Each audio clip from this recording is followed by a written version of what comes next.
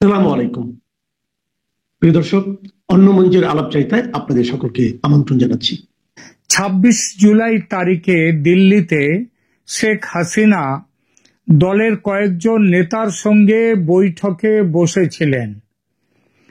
এই বৈঠকের আলোচনা ও সিদ্ধান্তের ওপর আমার প্রতিবেদনটি 27 তারিখে দিয়েছিলাম।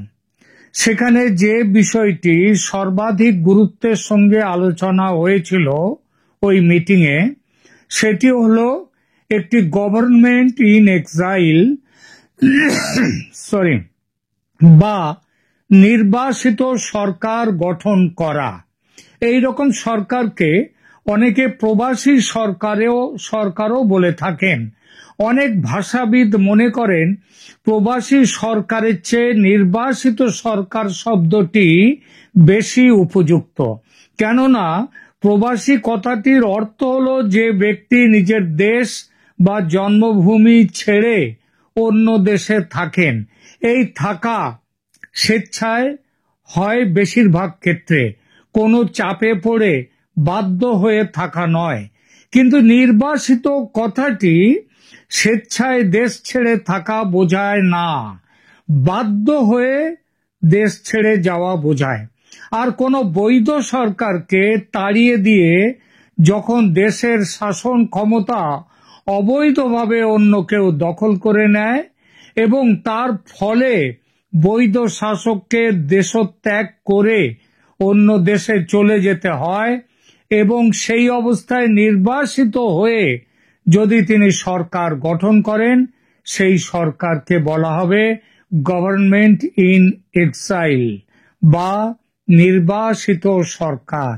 এই আলোচনার মধ্যে আমি গভর্নমেন্ট ইন এক্সাইল এর বাংলা প্রতিশব্দ হিসাবে নির্বাসিত সরকার কথাটি ব্যবহার করব।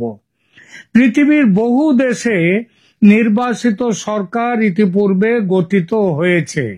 সেই সরকার লড়াই করে ক্ষমতায় ফিরেও এসেছে। অন্য দেশের কথা কি বলবো, এই ঘটনা ঘটেছে বাংলাদেশেই। 71-এ ভারতে নির্বাসিত সরকার গঠন করেন আওয়ামী লীগ নেতৃবৃন্দ। সেই সরকারকে সর্বতোভাবে সমর্থন দিয়েছিল ভারত সরকার, অর্থ দিয়ে, ইনফ্রাস্ট্রাকচার দিয়ে, খাদ্য দিয়ে, আশ্রয় দিয়ে এবং সবশেষে সামরিক সাহায্য দিয়ে করেছিল। সামরিক সাহায্য তাদেরকে দিয়েছিল, যার ফলশ্রুতি পাকিস্তানের পরাজয় ও স্বাধীন বাংলাদেশের জন্ম।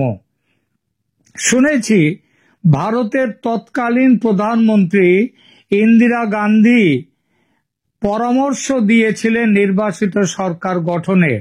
এই বিষয়ে তাজউদ্দিন আহমেদ সহ কয়েকজন লীগ নেতা ইন্দিরা গান্ধীর কাছে পাকিস্তানের বিরুদ্ধে লড়াইয়ে সাহায্যের আবেদন করলে এই নির্বাসিত সরকার গঠনের পরামর্শ দেন শ্রীমতী গান্ধী এবং সরকার গঠিত হয়।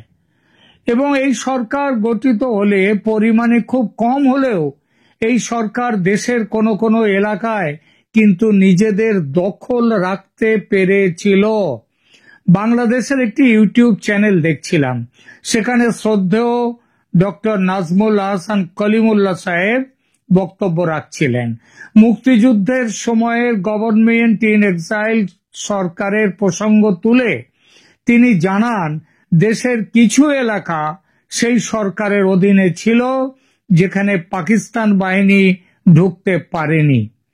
বাংলাদেশের বর্তমান পরিস্থিতিতে গভর্নমেন্ট ইন এক্সাইল গঠনের সম্ভাবনা এবং এর কি সম্ভাব্য ফলাফল হতে পারে, এই প্রসঙ্গটি নিয়ে ডক্টর কলিমুল্লাহ বলেন, গভর্নমেন্ট ইন এক্সাইল গঠন অবশ্যই একটি বিকল্প আওয়ামী লীগের কাছে।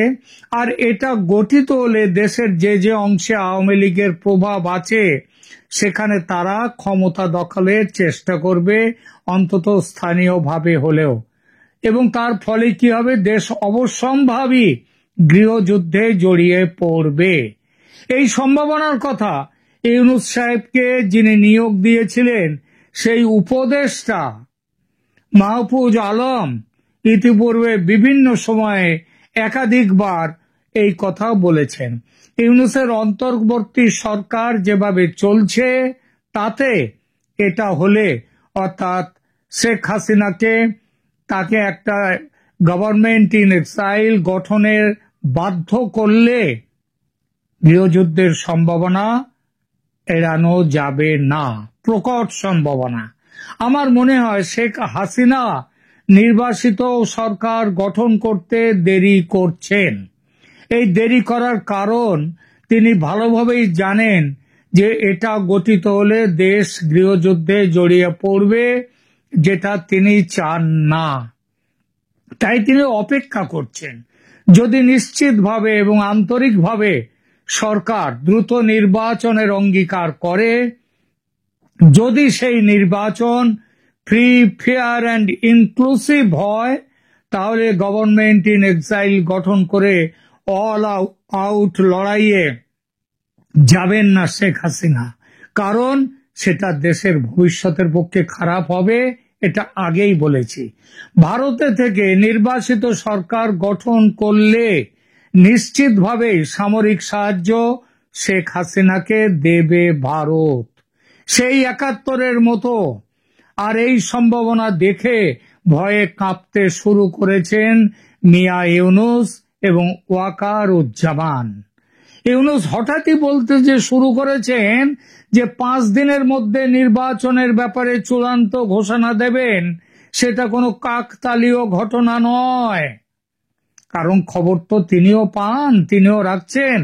আর ওয়াকার সাহেব তিনি যে রাষ্ট্রপতির সঙ্গে কথা বলা শুরু করেছেন ইউনূস সরকারকে সরিয়ে দিয়ে দেশে এমার্জেন্সি জারি করার জন্য।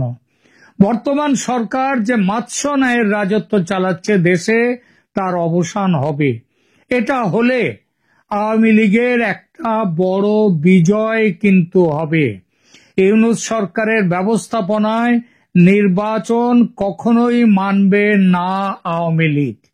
জোর খবর একটা চলছে যে বাংলাদেশ থেকে পালাবার জন্য ইউনূস এবং তার উপদেষ্টা পরিষদ ভীষণভাবে সক্রিয় হয়ে উঠেছে।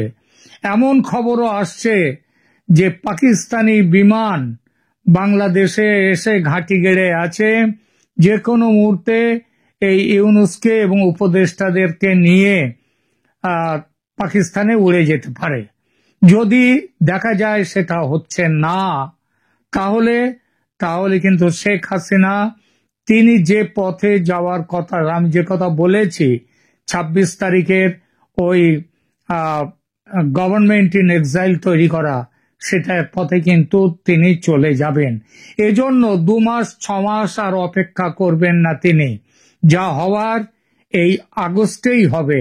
এমনকি এটাও শুনতে পাচ্ছি আগস্ট, পুরো আগস্ট নয়, আগস্টের ১৫ তারিখের আগেই, ৪-৫ তারিখ থেকে শুরু করে ১৫ তারিখের আগেই বাংলাদেশে বর্তমান শাসনের কিছু আমূল পরিবর্তন হবে।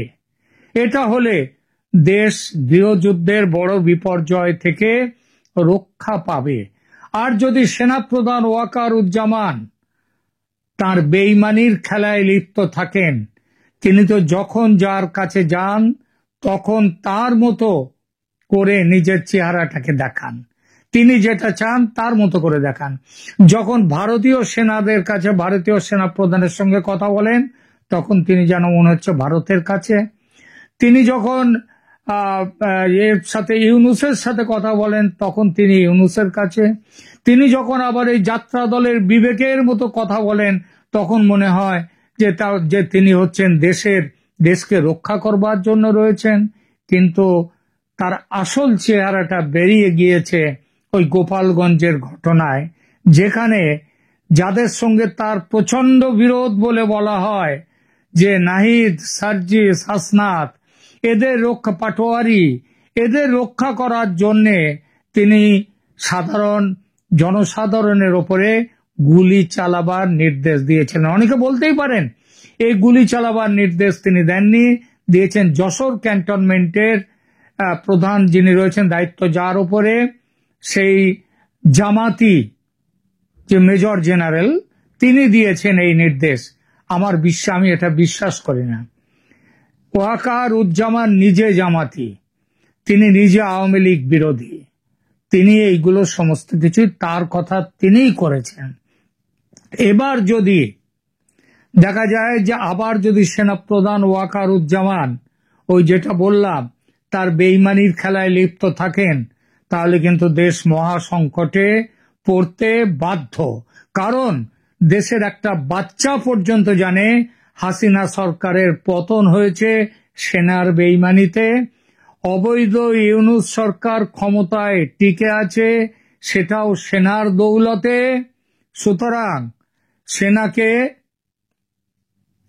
সুতরাং সেনাকে এবার নির্ণায়ক কোনো ব্যবস্থা নিতেই হবে, এবং সেটা করলেই কিন্তু বাংলাদেশ বাঁচবে, নইলে কিন্তু বাংলাদেশের